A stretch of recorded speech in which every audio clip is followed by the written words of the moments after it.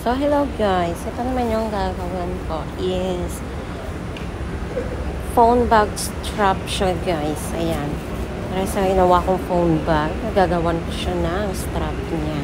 So, ayan. Double crochet stitch lang naman siya guys. Pero 5 double crochet stitch. Ayan. Saka depende na din sa inyo yan kung gaano kahaba yung strap na gusto ninyo. Ayun. Pwede nyo din siyang gawing kung gusto niyo lang medyo manipis, 2 or 3 double crochet stitch, ayan. Dahil nga request ito ng gustong bumili ng phone bag, ayan. Kaya gusto niya medyo malapad daw. Kaya ginawa ko ng 5 double crochet stitch. Ayan siya. Easy lang naman siyang gawin. Ayan. Diba? Count naman tayo ng 2, 1, 2, and then slip na pasok dyan sa loob sa next na stitch. Ayan. And then double crochet stitch ulit. Ayan. Ulit-ulitin lang po siya guys. Ayan. 3,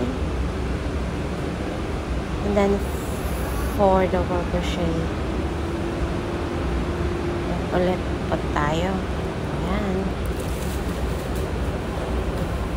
And then another one. So 5 double crochet stitch na siya.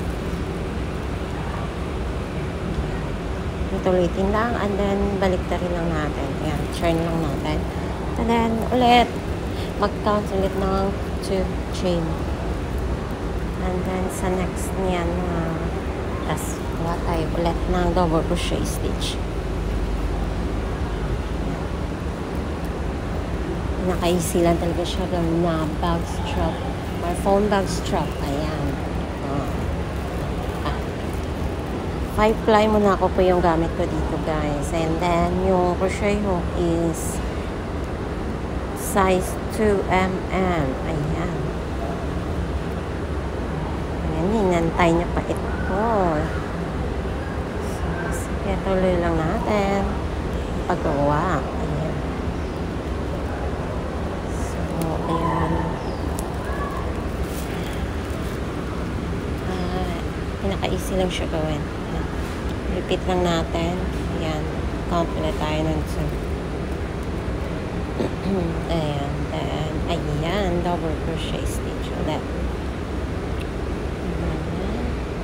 1 and then 2. Pasok natin dyan.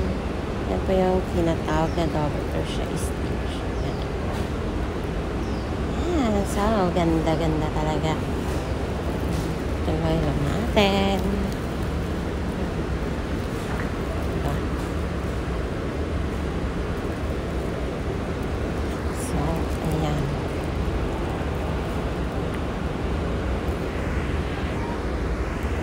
Ayan, malapit siyang matapos. Ayan, diba? Sige lang, tuloy lang.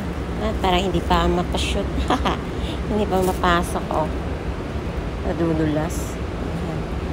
Sige. Tuloy pa siya ulit. Ayan. And then, i-connect na natin siya. Ayusin muna natin para hindi siya mabuhol-buhol. And then, i-connect natin siya dyan. Thanks for watching.